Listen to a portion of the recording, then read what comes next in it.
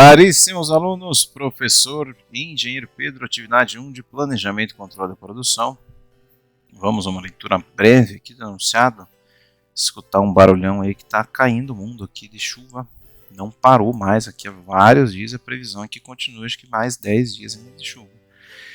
Então pode ser que você escute alguma coisinha aí no vídeo, tá bom? Primeira questão.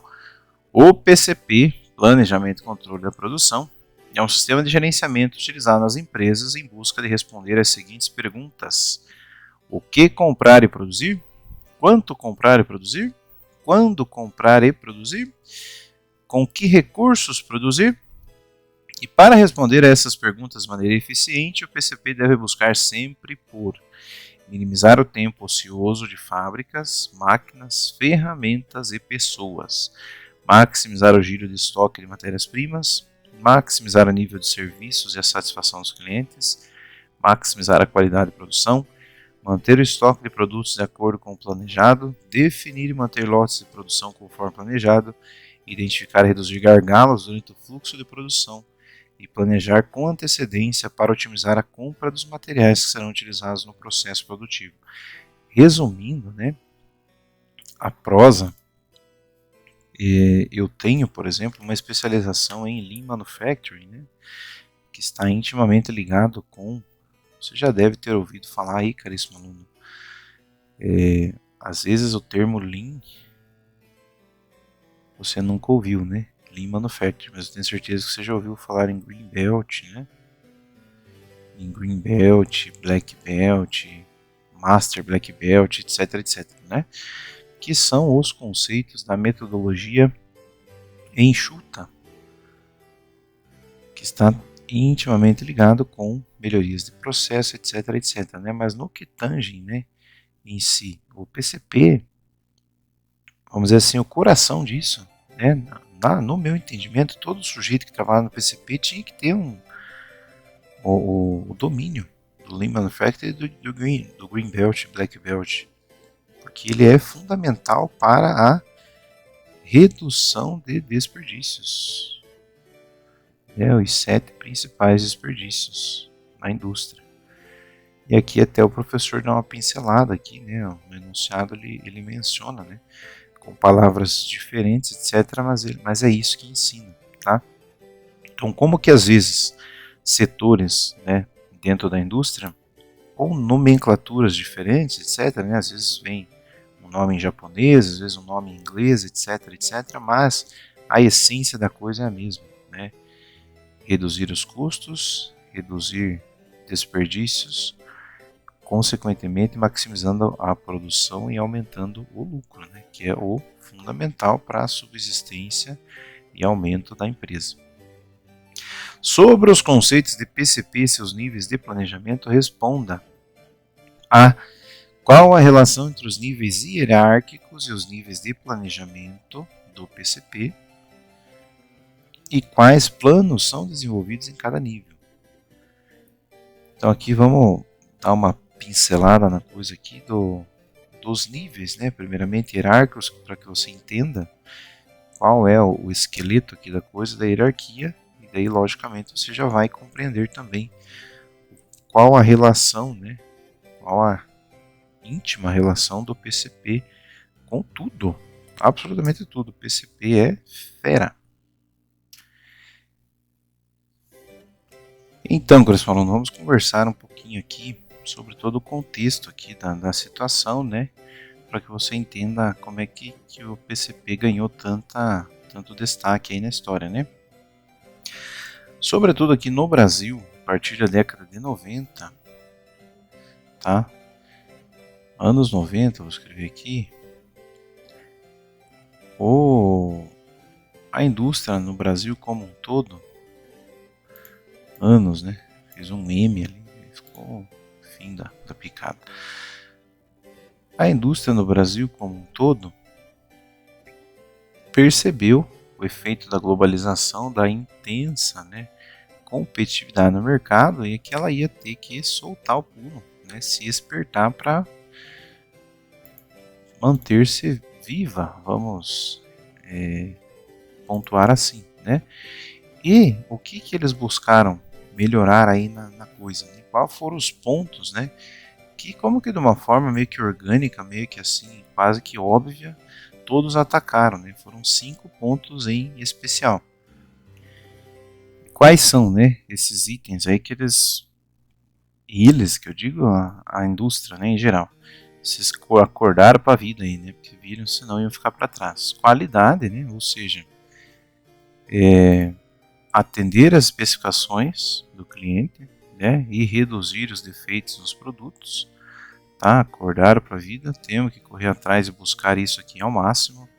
Confiabilidade, né? Não somente no que tange a manutenção, né? Confiabilidade de equipamentos. Não, mas confiabilidade também de produtos e serviços, né? Como que cumprir o que está no contrato, cumprir aquela coisa no fio do bigode, tá? Flexibilidade, ou seja, ser mais flexível às modulações do mercado, né? Uma empresa muito quadrada, uma empresa que não consegue, como que ser um camaleão, adaptar-se a diferentes realidades, a mudanças, a crises econômicas, a, sei lá, pandemias, etc, etc, ela vai ser extinta, né? Velocidade, né?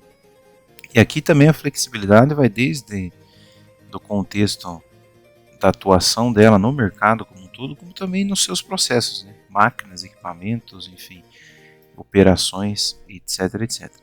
Tá? A velocidade disso, né? Tanto na tomada de decisões como também nas demais tópicos aqui, essas estratégias têm que ser de maneira ágil, né? E os custos, logicamente, serão reduzidos se essas demais aqui forem cumpridas, né? O custo, vamos dizer assim, vai ser uma consequência da feliz, né? Uma feliz consequência do bom cumprimento das demais. E para que tudo que esses trem aqui rode bonitinho, né, redondinho, precisam, né, são afetados, né, por fatores externos, né, e fatores internos, que aqui podemos citar inúmeros, né, internos, né, mas alguns exemplos aqui de externos, por exemplo, fatores políticos, impostos que a empresa paga, questões ambientais, né, de leis, etc, etc, etc. Tá? A comunidade ao seu redor, etc, etc. E fatores internos, né, que interferem em tudo isso ali naqueles 5 tópicos, né, para que a empresa atinja a excelência naqueles 5 pontos. Máquinas, processos, pessoas, matéria-prima, mão de obra, enfim, inúmeros pontos, né, que poderíamos citar aqui, tá? Mas você já está percebendo que, ou seja, o conjunto da obra, para que a empresa atinja aqueles 5 ali que ela percebeu, como que assim, poxa vida, estamos ficando para trás, o que a gente precisa fazer? O mundo mudou, a globalização, etc, temos que nos adaptar, senão vamos fechar as portas. Vamos correr atrás do quê? Ah, de tal coisa, tal coisa, tal coisa. Tá bom, mas para chegar lá a gente precisa do quê? Disso, aquilo. De que forma? Assim, assim, assim. É isso que foi um processo que as empresas foram passando como que drasticamente, né, ali no final dos anos 90, mas é também um processo que nunca termina, né, porque essas mudanças sempre ocorrem, né, sempre o mercado flutua, se altera e as demandas, os anseios são sempre variáveis, né? E por que eu contei toda essa historinha bonita aqui? Para chegarmos agora na hierarquia da coisa, né? Então, quando a gente pensa em hierarquia, por exemplo, você, caríssimo aluno, está me escutando, está estudando, etc., vamos dizer lá que você é operador.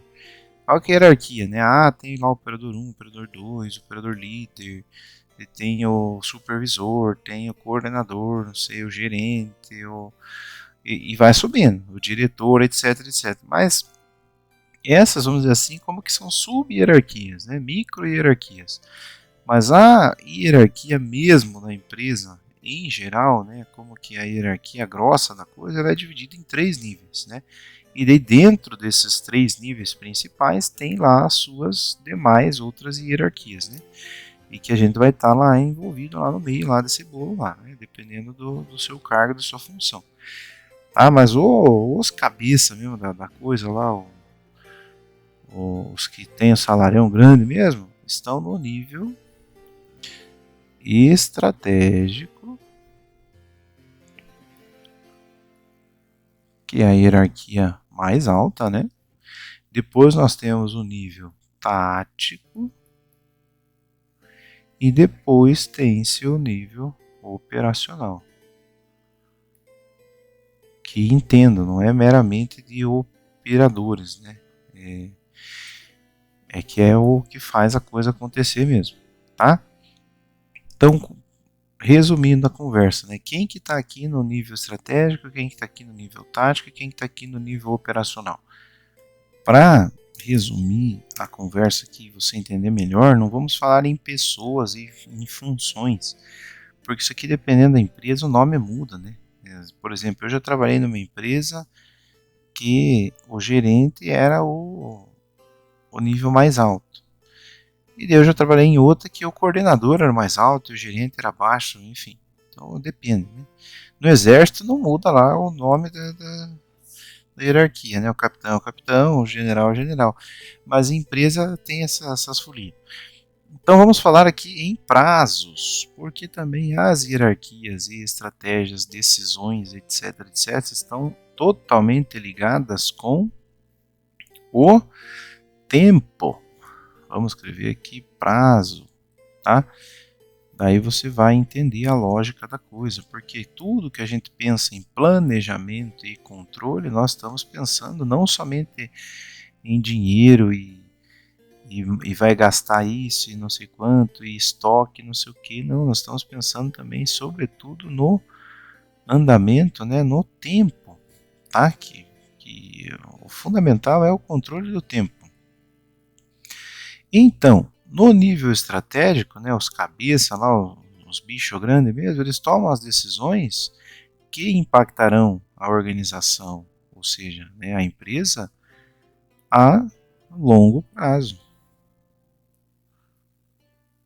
De maneira geral, tá, caríssimo aluno? Podem haver variações, né?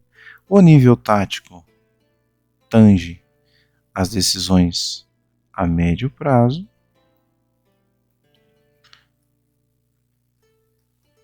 E o nível operacional, as decisões, né, e ações, enfim, que é médio. Estou falando aqui, pensando em uma coisa, escrevendo outra, que tangem o curto prazo.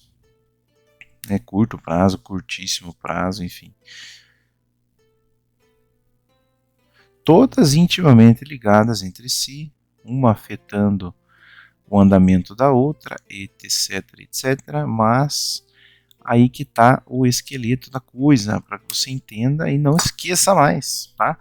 Então, por que o PCP está intimamente ligado com a hierarquia? Justamente por isso, porque ele que é como que o pulmão da coisa ali que vai interferir nas decisões principais da empresa, seja elas de curtíssimo prazo, curto prazo, médio prazo, longo prazo. Agora que eles vão com essa explicação aqui, vai ficar bonito, né, para responder as duas perguntinhas ali. Já está bem substanciosa aí substancioso aí o seu pressuposto, né? Já tem, imagina que a sua cabeça já está voando, você já está pensando em muita coisa para conseguir escrever.